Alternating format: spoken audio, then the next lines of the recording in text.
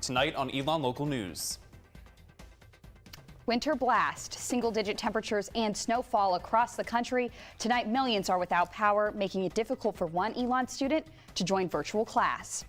A new coronavirus variant spreading in North Carolina as the vaccine continues to roll out. University physician Dr. Jeanette Archinal joins us live tonight with what you need to know. And celebrating Valentine's Day, Elon faculty couples share their love stories. Those stories and more. Elon Local News starts right now. From the Jane and Brian Williams studio at Elon University School of Communications, you're watching Elon Local News. Good evening and thank you for joining us for the first Elon Local News of the spring semester. I'm Brian Ray. And I'm Maeve Ashbrook. Tonight, millions of people are without power as freezing temperatures and a massive winter storm makes its way across the United States. Most of the outages are in Texas, where Elon sophomore Katie Cox is without power in Dallas. Cox is remote learning for the semester and is worried she will be unable to join her class later tonight. Definitely nerve-wracking, having to miss those classes, worrying like what if it goes out in the middle of class. Having an email my teacher saying, hey, if I leave or if something happens, it's because I've lost power. Tonight in Dallas, temperatures will drop to single digits following a few inches of snow from the weekend. Cox says she's never seen so much snow in Texas, and the state's response is limited. We are not prepared for this kind of weather. We were talking about it just a few minutes ago. Like our houses, the way our houses are built, they're not made to keep us warm in this kind of weather. Period. Like my house is it's so cold you can see some of the paneling starting to crack. The storm system is making its way to the Carolinas tonight and will bring rain and snow to the Northeast tomorrow. About half of the country is under winter weather advisories. And Naomi Washington will have your full Phoenix 5-day forecast coming up.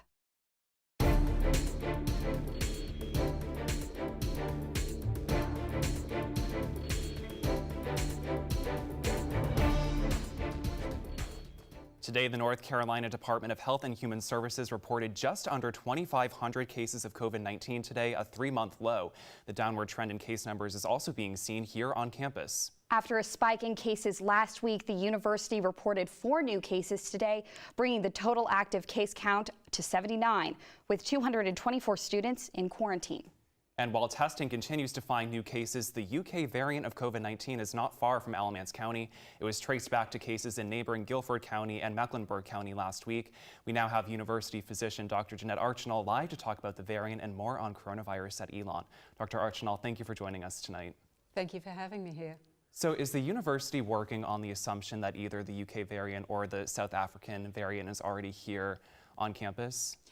Absolutely. And in fact, it's not just the UK and the South African variants.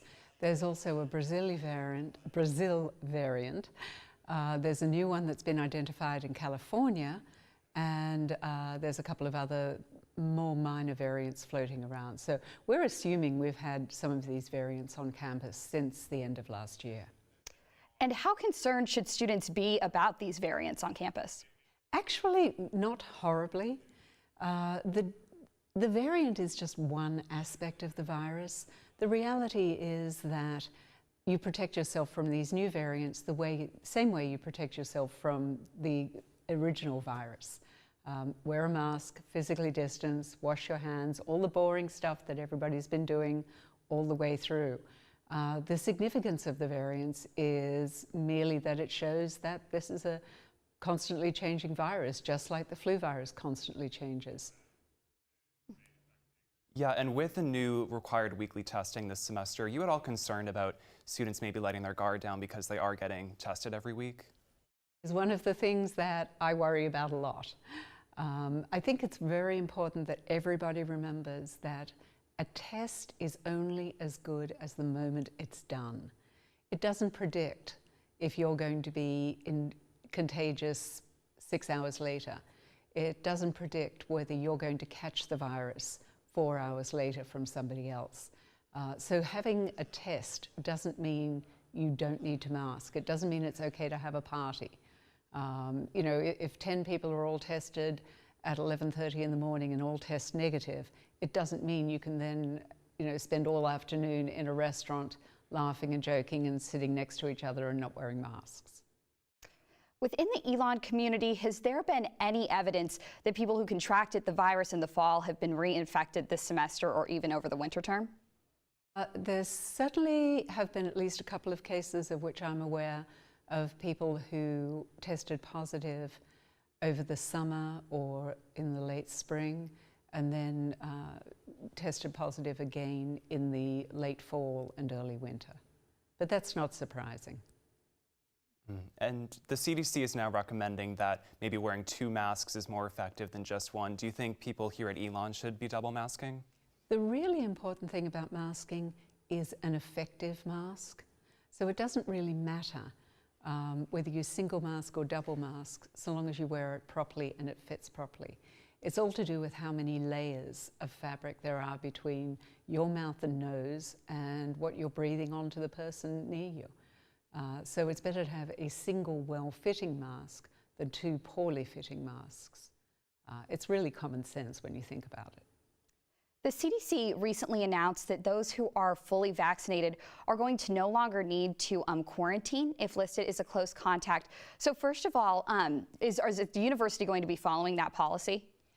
Elon is following that policy. We have been waiting excitedly for it for the last month because we expected this to come out based on the data.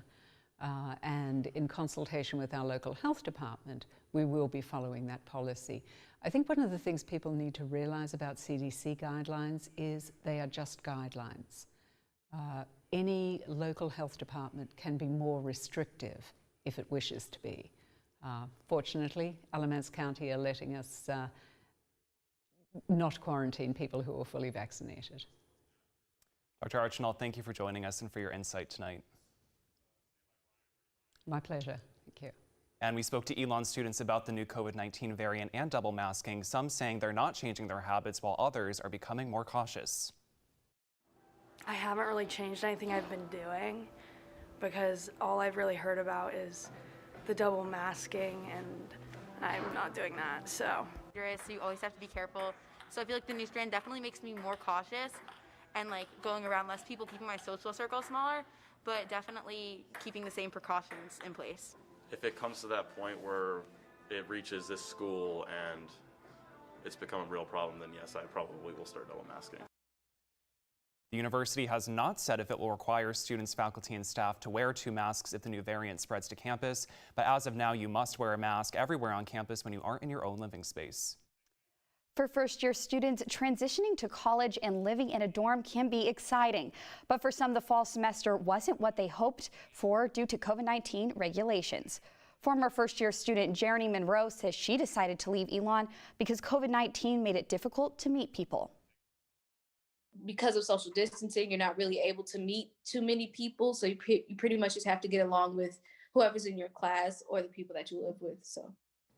Now Monroe is pursuing her passion for music independently at home in Charlotte, North Carolina. As of now, she has not enrolled at another school.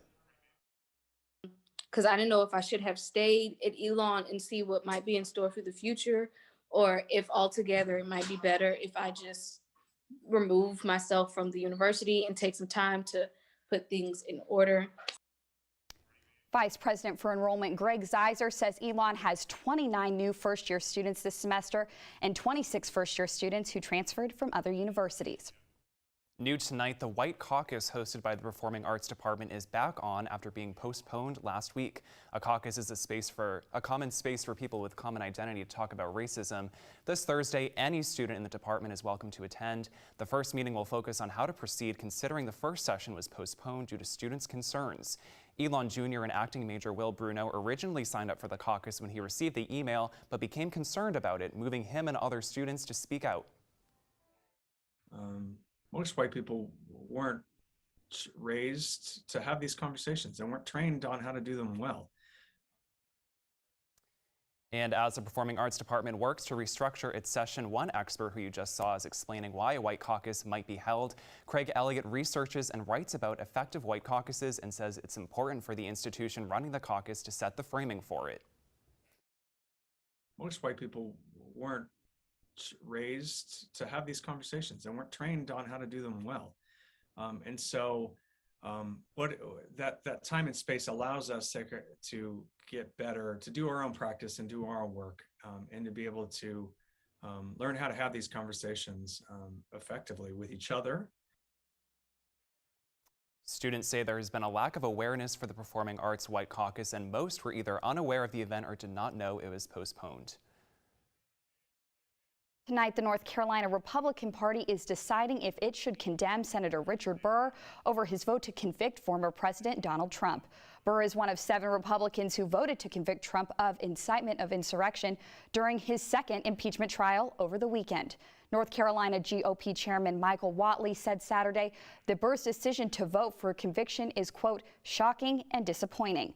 Burr said in a statement that he believes Trump bears responsibility for the January 6th riot at the U.S. Capitol. Trump was acquitted of the charge with a 57-43 vote, falling short of the 2/3 majority needed. Coming up, how Elon Athletics is focusing on diversity and inclusion. And I'll be here when you guys get back to let you know if this rain is going to continue. To me, I am captain of the track team. And if I'm late, she doesn't really think she's going to get out of here, does she? Be nice. She's new. Hello, is anyone there? Ugh! Wow. Even from our standards, you look awful. Oh, sweetie, what happened? Me? My friend Becky got to talk to this super cute boy, and I tried to act like I wasn't jealous, but I so totally was. And then out of nowhere, this concrete barrier just popped up. Maybe it was a semi. You mean you were driving? Yeah. I mean, I know the whole eyes on the road thing, but this was a super important text. Maybe you have to know, Becky. Texting? Great. But it was only like 5 seconds, and I'm a really, really fast texter, so it wasn't even a big deal. Actually, has she texted me back yet? Wow, I get like no bars in this place. I wonder if they have Wi-Fi here.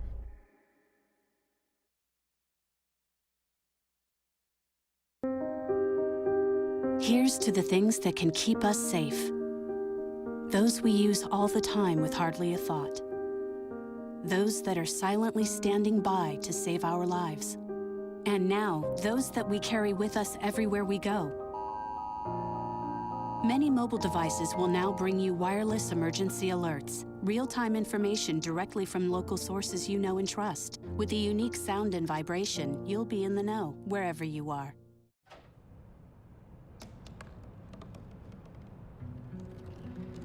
They said I couldn't dream. Called me a piece of trash and swore that's all I'd ever be.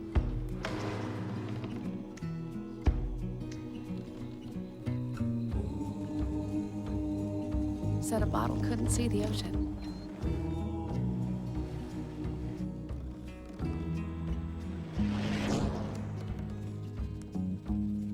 Give up. Go back to the dumpster. But I didn't listen. I made my way.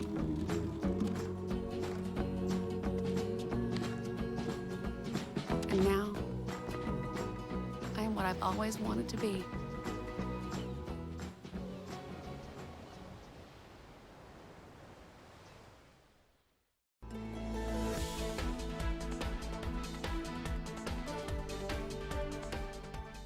Elon Athletics is sending an anonymous survey to all student athletes tomorrow asking about inclusivity in the athletics department. The Athletics Diversity and Inclusion Advisory Committee will send out the survey. Associate Director of Athletics Faith Shearer, who oversees diversity and inclusion efforts in Elon Athletics, says the results will be important in deciding what specific changes need to be made. We really want to gauge sort of how open this environment is to having the kind of conversations that we need to have. Shearer emphasized the importance of creating an inclusive environment since at least 26% of Elon athletes are people of color.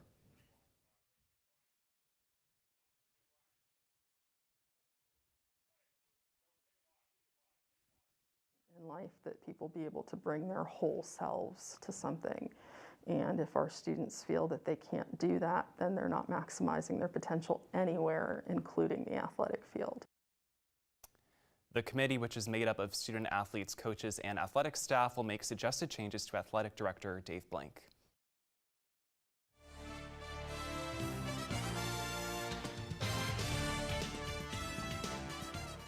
And there's a busy week ahead for the Elon Phoenix. ENN Sports Director Anne-Marie Bonner has more. Anne-Marie?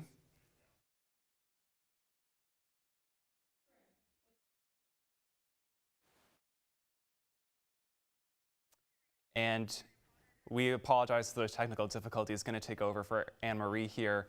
Volleyball, oops. We'll check back in with Anne-Marie later. We apologize again for that.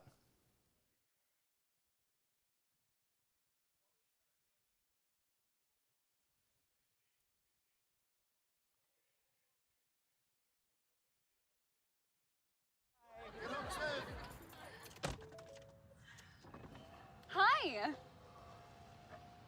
Hoping for a crisp breeze to help keep you alert.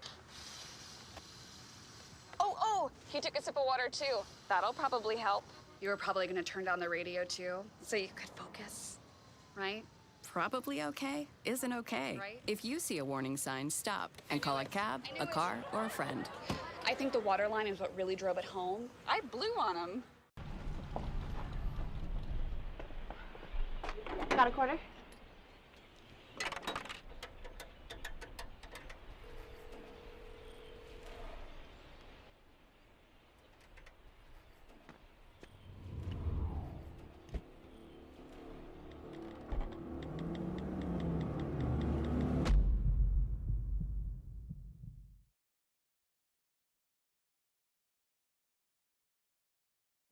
I rescued Toast from a shelter in 2011. I love Toast because she's a lazy diva. Toast does whatever she wants, obviously. She's sleeping right now.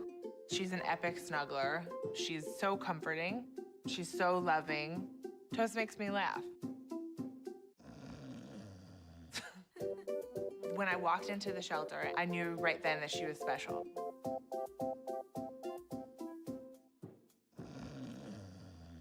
Take a look under your bed. Find stuff under there? What about jobs? No? Now try your closet. Still no jobs? Just more stuff? Well, you really have both. See, stuff is defined as household articles considered as a group. Sometimes this stuff is no longer needed. Wait, no longer needed? That can't be right. Because remember those jobs you were looking for? Those are really needed. And they're the stuff inside your stuff. Our job is to unlock those jobs. And it starts when you donate your stuff to your local Goodwill. Here's how we do it. When you donate to Goodwill, we sell your stuff to provide job training for people right here in your community. So just by teaming up with Goodwill, you help create jobs. And isn't that worth parting with the leftover keytar from your 80s cover band? Goodwill. Donate stuff, create jobs.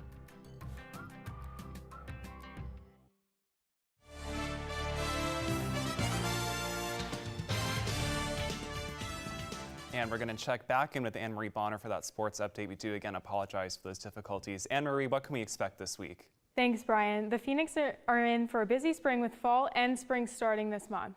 With fall sports canceled due to COVID-19, normal fall sports like football and volleyball are playing this semester. If you're an Elon sports fan, buckle up because there is a lot to look forward to this week. Volleyball will start their season Thursday, just around the corner at the University of North Carolina at Greensboro. Football's home opener is this Saturday against Davidson College. Men's soccer also starts their season at home this Sunday against Liberty University. Student tickets for football will be available on a first-come, first-served basis, starting tomorrow at 9:45 a.m.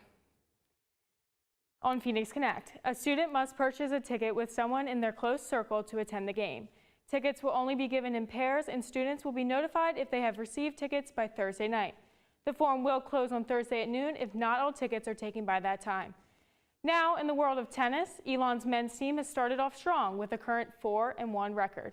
Elon's senior on the team, Kyle Frankel, says a new season comes with new opportunities on and off the court. The whole team is extremely excited about playing the whole season now, and we're looking forward to that and also having closure with the conference tournament, hopefully.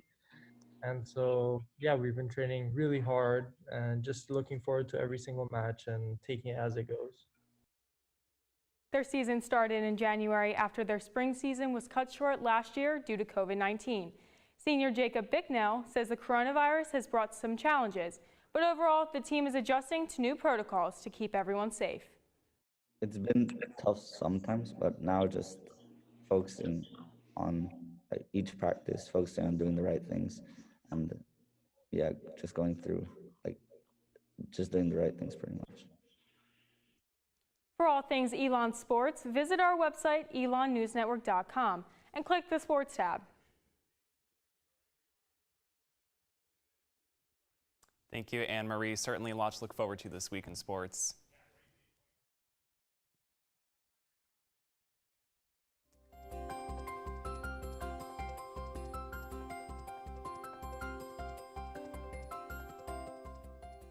Maeve, I don't know about you, but I am so sick of waking up to this dreary weather, the rain, the cold. I'm sick of it. It's hard to go outside because it just is. feels like piercing, wet, just freeze all over. But I do have to say, at home, it's -4 degrees. Ooh. So I am thankful for Elon more than ever today Well, as far as hopefully weather. Naomi Washington has some positive news for us somewhere in that forecast. Naomi, what can we expect? Thanks so much, Maeve and Brian. Here's the 5-day forecast for this week. In this past week, we've been in boots and raincoats as we've endured some pretty cold and rainy weather. And as you can see behind me, it's pretty rainy here in downtown Elon. However, this week is looking up. Tomorrow, it'll be sunny with a forecasted high of 52 and a low of 26. Wednesday, it'll be partly cloudy with a high of 46 and a low of 31. And Thursday, don't put your raincoat away yet because it'll be a forecasted high of 40 and a low of 34 and rainy. And then we have a sunny weekend coming with Friday being a high of 48 and a low of 24. And Saturday, a high of 44 and a low of 25. And it'll be perfect timing for the upcoming home football and softball games. And this weekend will be perfect weather to be outside and enjoy being with friends. But again, don't put your umbrellas down yet because there's more rain on the way. Back to you all in the studio. Naomi. After watching Elon Local News tonight, you may be one of the hundreds of students tuning into ABC to watch Matt James' journey to find love.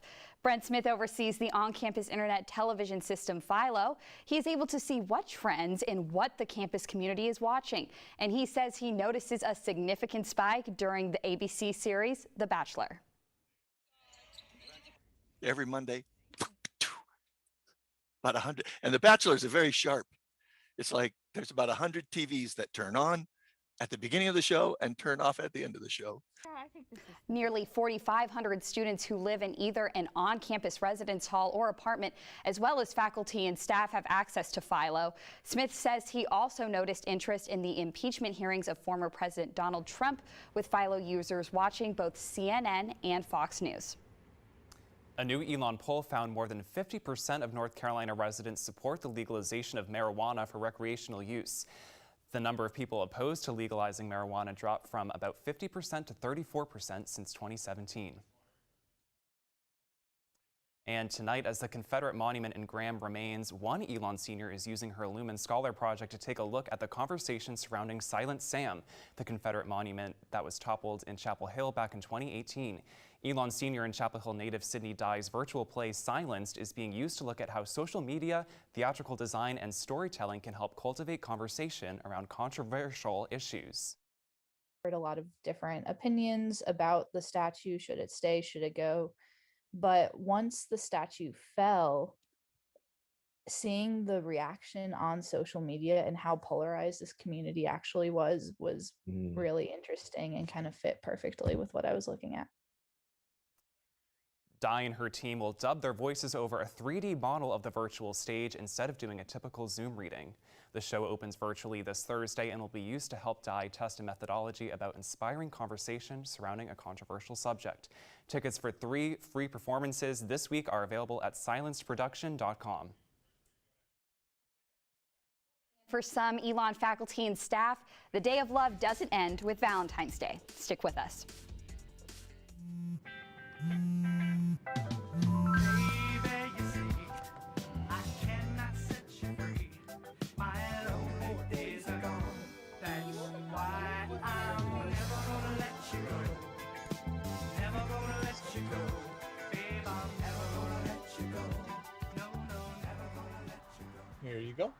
Thank you. Thank you.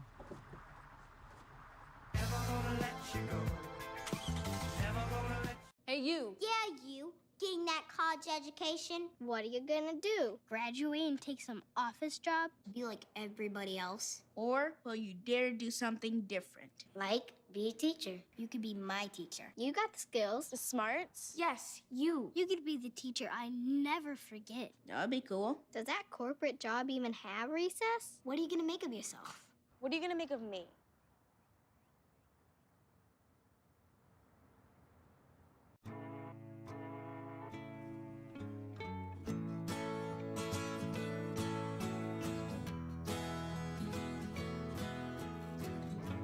Wake the sun, tell him that I've begun to dream of things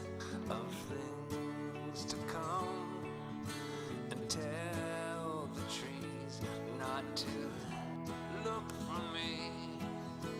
I'm going to find some peace of mind. Wake the sun, wake the sun, wake the sun, wake the sun.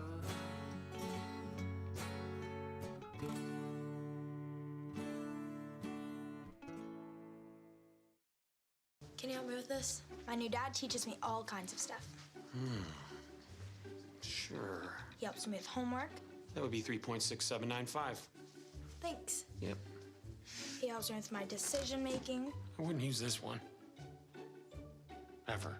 And he's even teaching me how to drive. And that's why cars have bumpers. I'm learning so much. You don't have to be perfect to be a perfect parent. Thousands of kids in foster care will take you just as you are. You're watching Elon Local News.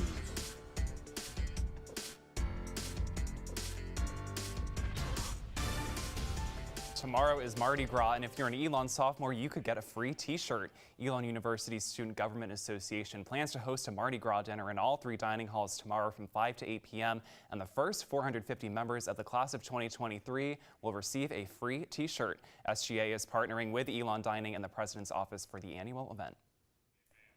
According to CampusExplorer.com, 63% of college women hope to meet their spouse in college. And while you may or may not feel the same, I spoke with 2 Elon faculty couples whose love stories certainly might have you on the lookout for your forever friend, just in time for Valentine's Day.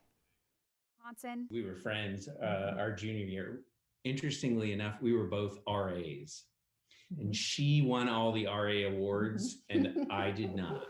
To Elon University, Chair of the Ready and Resilient Committee Jeff and instructor in English Chrissy Stein say it's no surprise that they ended up working in higher education together. Sometimes Chrissy has a perspective from students who she's heard from in class, or I have a perspective from someone I talked to on campus, and they're totally different. And then we try to make sense of, oh, well, how can we solve that? With offices just a fountain away, the two say seeing each other during the school day is rare. But for Tita Ramirez and Drew Perry, who met in grad school, it's quite the opposite. Really, we're at work all the time. Like, I see you across the kitchen table while we're marking papers. Both teaching in the English department, the couple says they've shared countless memories at Elon, including one night in the old Whitley parking lot when Perry asked Ramirez to move in with him. I love to be able to talk about my day stuff with my nighttime person. They say they feel lucky to have the opportunity to teach at the same school. Specific to writing courses, you know, I'm drawing a paycheck to talk about the thing I love That's most in the the thing. world. That's it. Besides you. Right. Both couples agree that Elon's become a part of their family. The stability that provides is, you can't quantify it. And as far as Valentine's Day traditions, we often do the same thing unbeknownst to each other. One year it was like blowing up 100 balloons, and I had hidden mine away in a closet, and he stayed up late, and I came downstairs and all these balloons were out, and I thought, how did he get my balloons? And I opened the door and all my balloons were inside. So much for joining us. Have a great week, Elon, and stay healthy.